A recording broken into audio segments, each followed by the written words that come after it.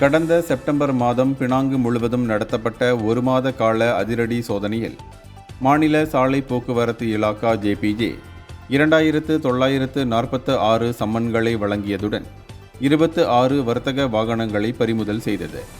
மாநில JPJ இயக்குனர் Dzulkefly Ismail கூறுகையில், மொத்தம் 19,191 வர்த்தக வாகனங்கள் ஆய்வு செய்யப்பட்டன. அவற்றில் 1,616 வாகனங்கள் பெர்மிட் இல்லாதது, அதிக சுமை, காலாவதியான பெர்மிட், காப்பீடு இல்லாதது போன்ற குற்றங்களை செய்திருப்பது கண்டறியப்பட்டது. அது மட்டுமின்றி வங்காளதேசம், மியான்மர், பாகிஸ்தானை சேர்ந்த 3 வெளிநாட்டவர்கள் சட்டவிரோதமாக வர்த்தக வாகனங்களை ஓட்டிச் சென்றபோது பிடிபட்டுள்ளனர்.